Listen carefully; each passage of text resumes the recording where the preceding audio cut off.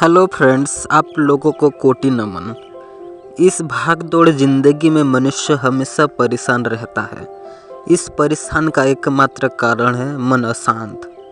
इसीलिए हमें परम पिता भगवान के शरणागत होना चाहिए और श्रद्धा से पूजा पाठ करना चाहिए। इससे बहुत लाभ मिलता है। तो दोस्तों, आज हम इस वीडियो में जानेंगे रोज पूजा पाठ करने से क्या होता है। तो सब्सक्राइब कर ले ताकि आप और मैं एक होकर परमपिता भगवान के पाठ सुन के और जीवन में जीने का शैली जान सके।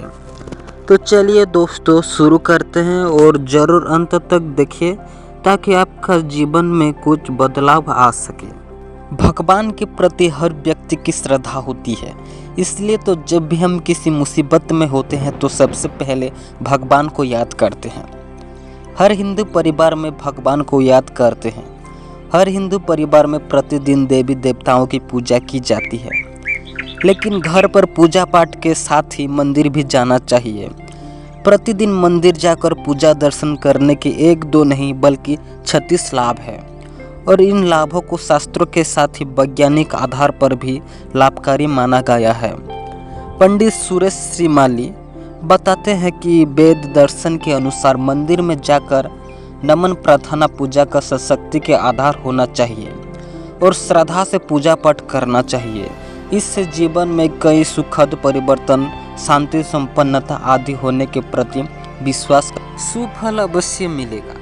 और हमेशा मंदिर जाओगे और घर में पूजा पाठ सुबह सुबह करोगे तो आपके जीवन का नकारात्मक दूर होता है और आपका दिन शुभ जाएगा। इसलिए हर व्यक्ति को प्रतिदिन मंदिर जाने का नियम स्वयं के लिए अवश्य बनाना चाहिए। धार्मिक और वैज्ञानिक दृष्टिकोण से जाने मंदिर जाने के 36 लाभ। मंदिर जाने से सुबह ब्रह्म मुहूर्त में उठने का नियम बनता है। सुबह जल्दी उठने से हम अपने नित्यक्रम जैसे उषापान, शौच, स्नान आदि से निवृत्त हो जाते हैं। अपने घर के निकटतम मंदिर जाने से हमारा भ्रमण व्यायाम हो जाता है, प्राण वायु भी मिल जाती है और उगते हुए सूर्य की दिव्य लालिमा का अवलोकन भी हो जाता है। मंदिर की घंटी को 7 सेकंड भी बजाने से और इसकी टनकार पर ध्यान केंद्रित होने से हमारा सभी सांसारिक विषमताओं से हटकर प्रभु के चरणों में अर्पित हो जाता है। मंदिर में भगवान को अर्पित सुगंधित पुष्पों की खुशबू से स्वास्थ्य लाभ मिलता है तथा उत्साह बढ़ती है। मंदिर में अर्पित अलग अलग फूलों से हमको सुकून मिलता है।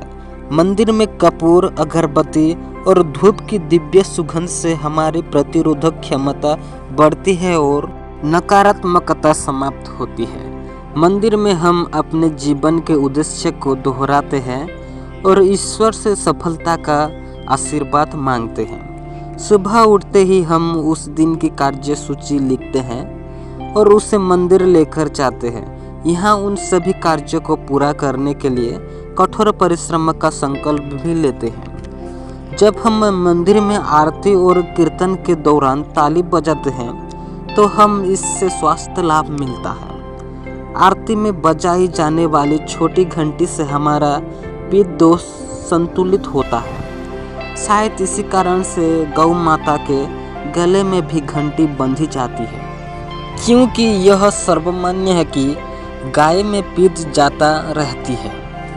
आरती के दौरान चालीसा के जाप में हमारी वाणी में दिव्यता आती है।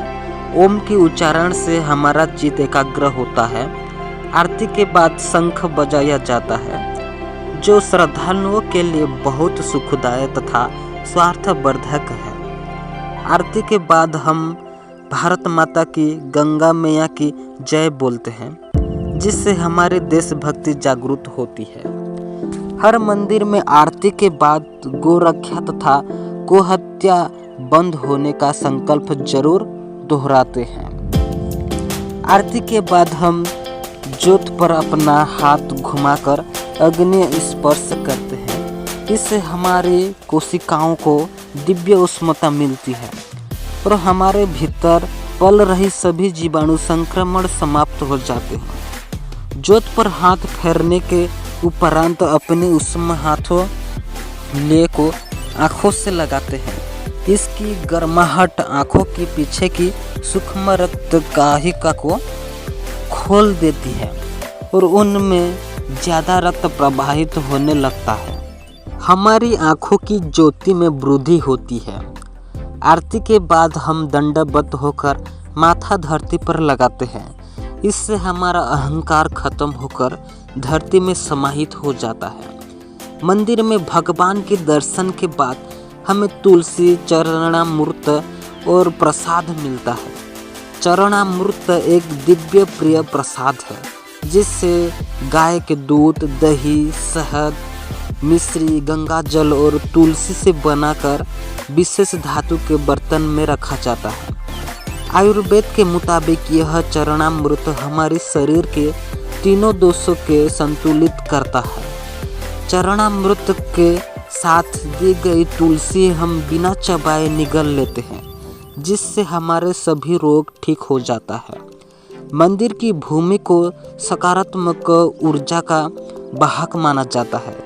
यह ऊर्जा भक्तों में पैर के जरिए भी प्रवेश कर सकती है, इसलिए हम मंदिर के अंदर नंगे पांव जाते हैं। मंदिर से बाहर आते हुए फिर से घंटी बजाकर हम सांसारिक जीवन में फिर से प्रवेश कर लेते हैं।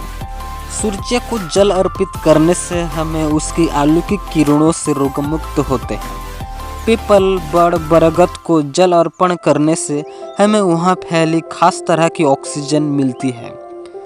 यह सभी एक दिव्य वृक्ष है जो बहुत अधिक मात्रा में प्राणवायु को चारों तरह विकसित करते हैं। इसके पत्ते इतने संवेदनशील होते हैं कि यह रात्रि में भी चंद्रमा की किरणों से भी ऑक्सीजन पैदा करते हैं। मंदिर से बाहर आकर हमें वहाँ मौजूद ज़रूरतमंद को दान पुण्य करते हैं, जिससे हमारा मन में शांति आती है। आजकल शहर में घरों में गौ माता रखने का प्रावधान नहीं है, लेकिन हम मंदिर जाकर गौ को ग्रास देकर अपने संस्कारों को जारी रख सकते हैं। प्रतिदिन मंदिर जाने से हमारा नए नए और धार्मिक लोगों से परिचय होता है। मंदिर जाने से हमारे सामाजिक प्रतिष्ठा भी बढ़ती है। मंदिर जाने से वहाँ के पुरोहित से आशीर्वाद भी मिलता है और हमें पंचांग आदि जैसी कई जरूरी सांस्कृतिक जानकारी मिलती है। शास्त्र की जानकारी भी हमें बहुत लाभदायक है। पंचांग के श्रवण या पठन से हमें अपनी धार्मिक जिम्मेदारियों का पालन करने में मदद मिलती है और हमारा कल्याण भी हो जाता है।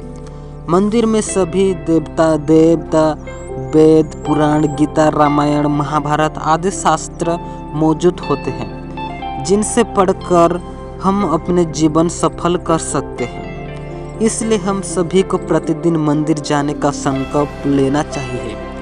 इससे हमारा समाज संगठन होगा, संस्कृति की रक्षा होगी और हमारा प्यार भारत पुनः विश्व गुरु बन जाएगा। यह था एक छोटा सा जानकारी फ्रेंड्स। अच्छा लगा तो सब्सक्राइब जरूर करें और कमेंट जरूर करिए कि किस टॉपिक पर वीडियो बनाऊं। आप लोगों का तहे दिल से धन्यवाद। हर हर महादेव। जय मां आदिशक्ति पार्वती आपको सुखमय जीवन प्रदान करे। धन्यवाद।